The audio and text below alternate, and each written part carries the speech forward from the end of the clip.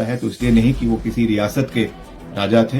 इसलिए कहा जाता है कि 6 बार वो हिमाचल प्रदेश के इलेक्टेड चीफ मिनिस्टर बने। उनको क्या कहूं जो ये सोचते हैं कि भारतवर्ष को आजादी ही 2014 में मिली। स्वर्गीय अटल बिहारी वाजपेयी जी का सम्मान भी किया है। हमें उनसे कोई सर्टिफिकेट लेने की आवश्यकता नहीं है। तो आप आपदा के समय में यहाँ पर आती, लोगों का समर्थन करती। शायद उन्होंने अपना होमवर्क ढंग से नहीं किया। 9,000 करोड़ रुपए हिमाचल प्रदेश के कर्मचारियों के केंद्र सरकार के पास फंसे हुए हैं। नहीं, मैं समझता हूं कि कंगना रनौत जी के बारे में मैंने कल भी कहा कि मैं उनका बहुत मान सम्मान करता हूं, और उनका ही नहीं, हिमाचल प्रदेश की हर महिला का, हिमाचल प्रदेश की हर बेटी का। वो अपने को हिमाचल की बेटी कहते हैं, बहुत अच्छी बात है, वो हिमाचल की बेटी हैं। मगर उनको ये नहीं भूलना चाहिए, हिमाचल में और भी ऐसी 15 से 20 लाख बेटियां हैं जिन्होंने हिमाचल प्रदेश का नाम अपने अपने क्षेत्र में रोशन किया है और भविष्य में करेंगी।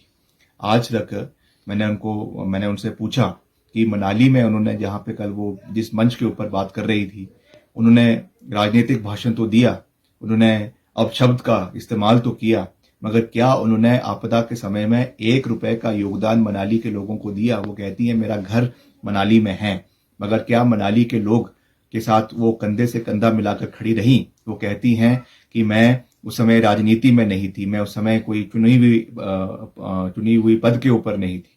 मैं उनको ये कहना चाहूंगा कि समाज सेवा के लिए, अपने लोगों के साथ खड़ा होने के लिए कोई पद की आवश्यकता नहीं होती है। अगर आपके मन में सेवा भाव था तो आप आपदा के समय में यहाँ पर आती, लोगों का समर्थन करती, और सरकार को भी जो आपने नाम मात्र समर्थन किया, उसमें भी आपने किस तरीके से बहानेबाजी करी, किस तरीके से आपने कहा कि कभी कहा सर्वर डाउन है, कभी कहा ट्रांसफर नहीं हो रहा है।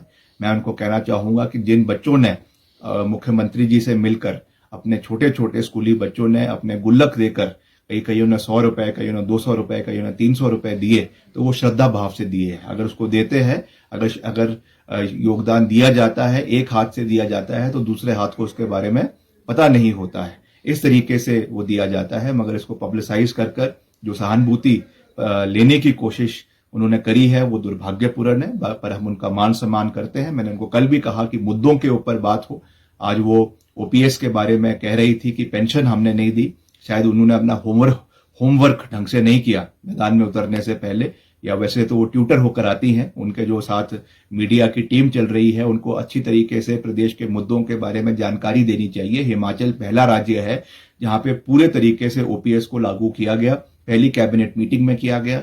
अगर वो इतनी ही हितैषी प्रदेश के कर्मचारियों की है, तो मैं उनसे निवेदन करूंगा कि जो 9,000 करोड़ रुपए हिमाचल प्रदेश के कर्मचारियों के केंद्र सरकार के पास फंसे हुए हैं, उसको रिलीज करवाने के लिए मोदी जी से बात करें, ताकि वो पैसा हिमाचल के कर्मचारियों को मिले, और हिमाचल के कर्मचारियों को जो हमने ओपीएस के लाभ दिया है, उसका पूरा लाभ हमारे साथियों को प्रदेश के अंदर मिले। इस सोच के साथ हमें आगे बढ़ना है। बाकी मैं यही विश्वास दिलाना चाहता हूं कि हिमाचल में ये चुनाव मुद्दों के ऊपर लड़े जाएंगे। ग्लैमराइज तरीके से चुनाव नहीं लड़े जाते हैं। बड़ी बड़ी बातें करने से लोगों के दिल नहीं जीते जाते, उसके लिए काम करना पड़ता है।